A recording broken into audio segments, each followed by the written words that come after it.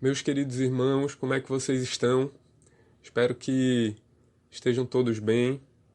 É uma alegria que nós, em mais uma semana, podermos proclamar as maravilhas do Senhor, aquilo que o Senhor tem feito, os feitos gloriosos do Senhor nesse mundo, aquilo que Ele tem feito na história.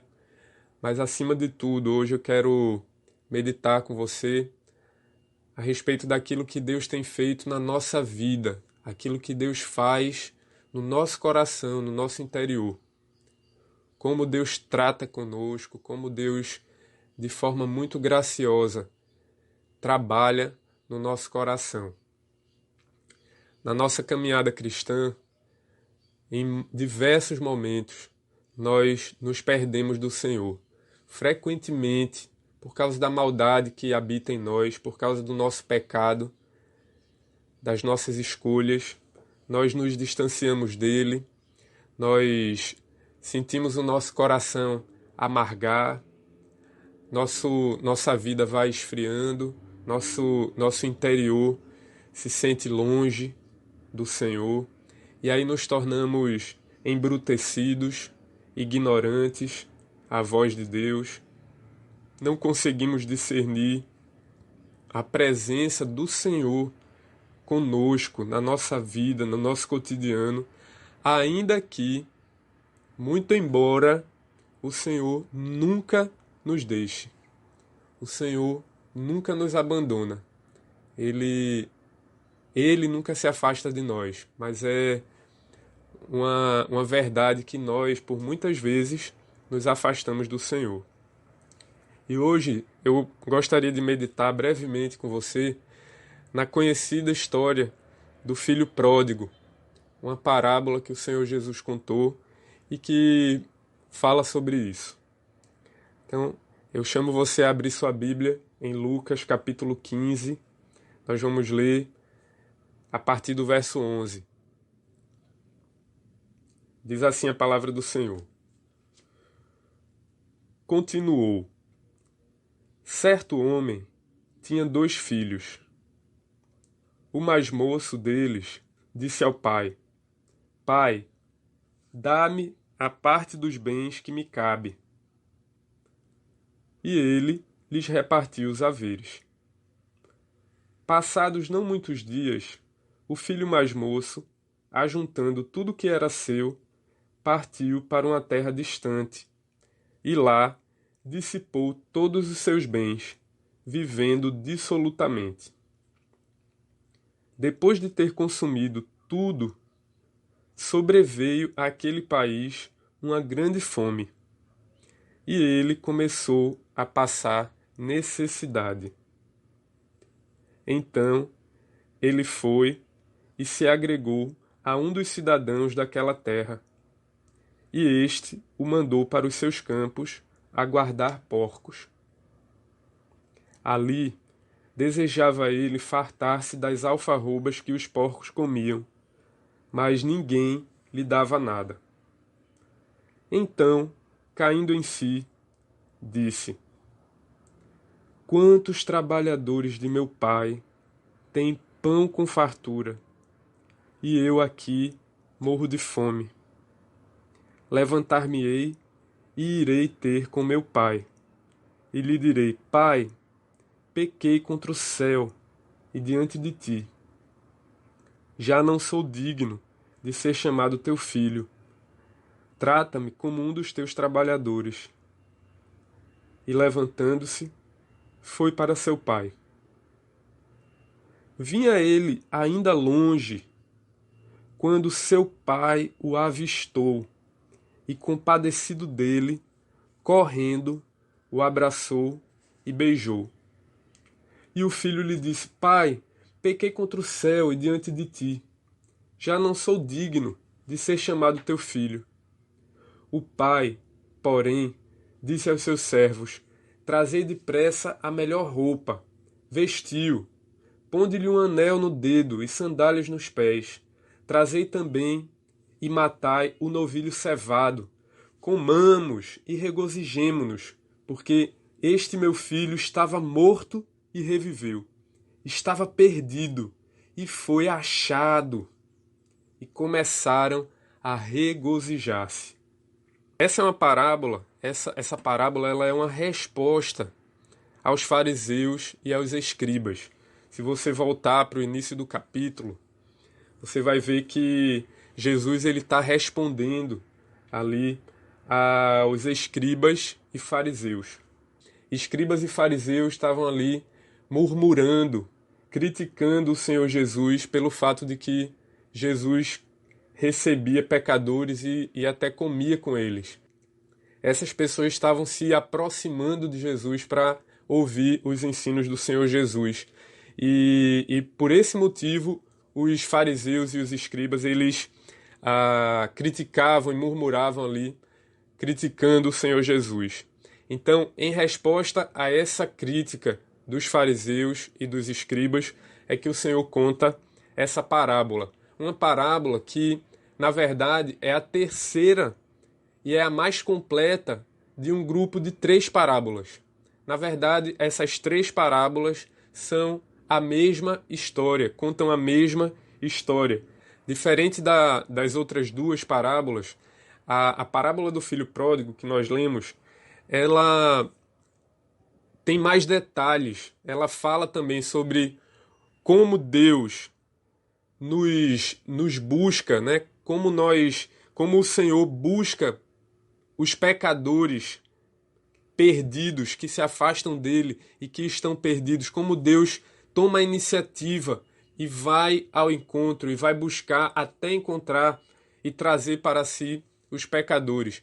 Diferente até de outros contos da literatura, de outras narrativas da literatura mundial, essa parábola ela é tão rica que, por mais que a figura de Deus ela seja representada nesse personagem que é o pai,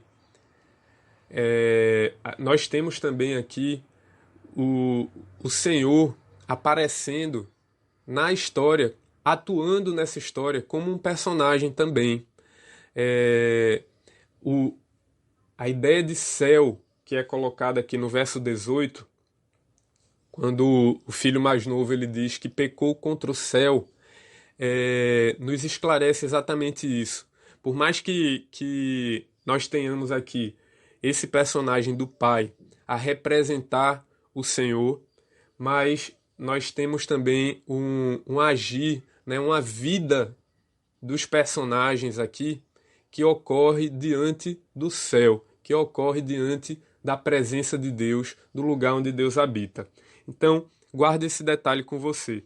Essa terceira parábola em específico, ela traz um pouco mais de detalhes. E aqui o Senhor Jesus nos ensina e nos mostra como nós nos perdemos do Senhor.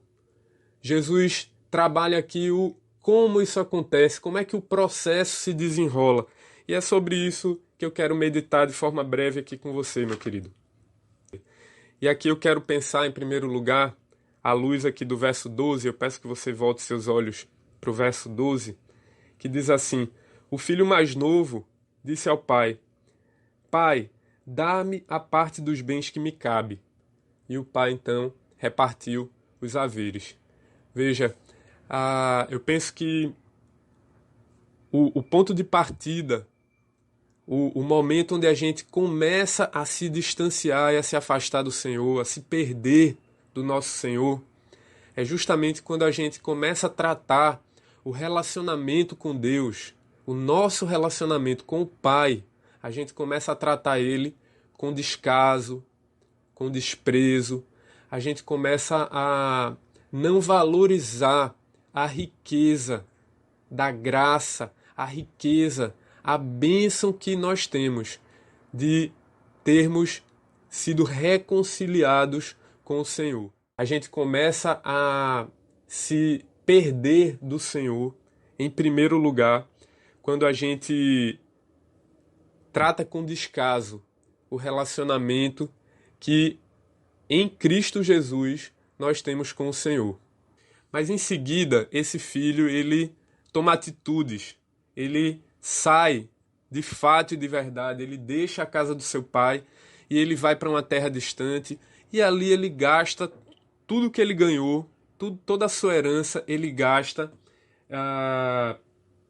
naquela terra, dissipa todos os seus bens. O verso 13 diz assim, que ele dissipou todos os seus bens, vivendo dissolutamente.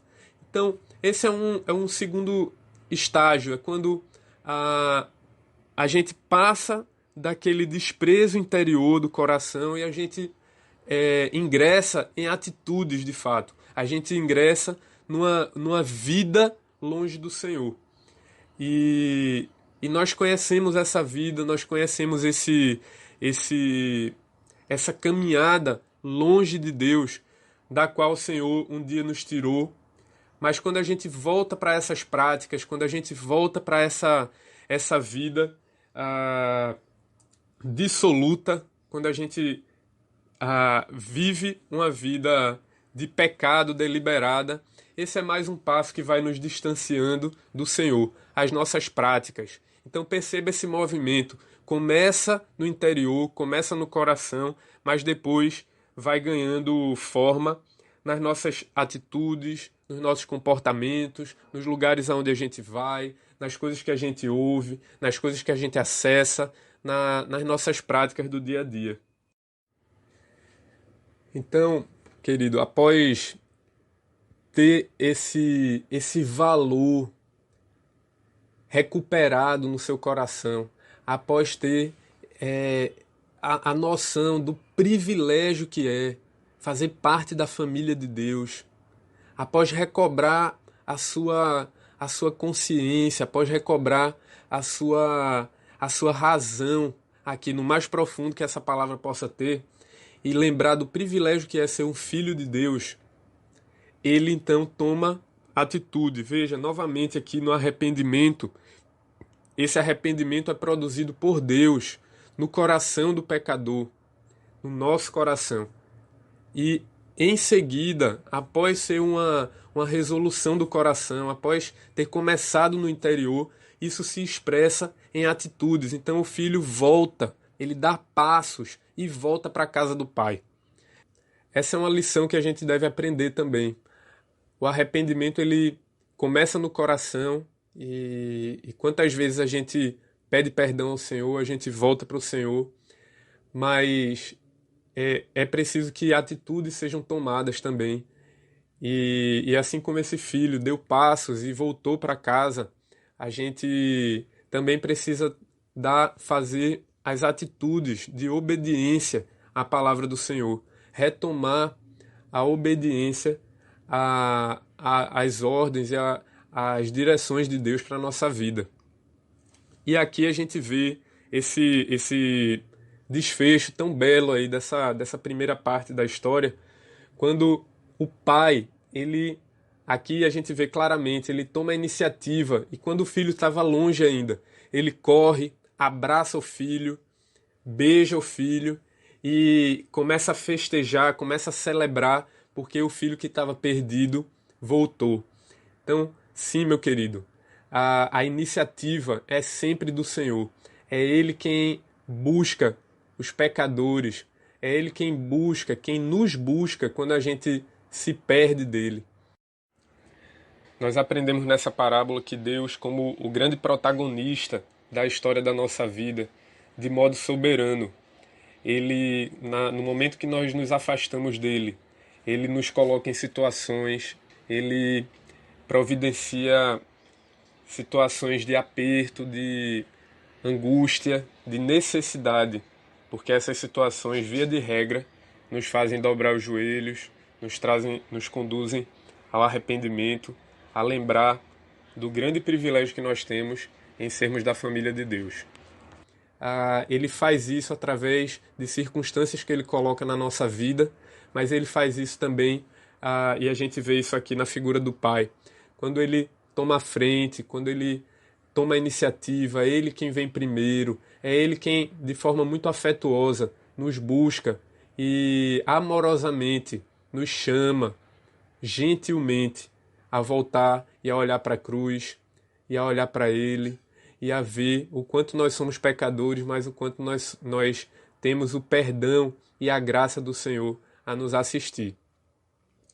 Que Deus nos abençoe, então, na nossa caminhada.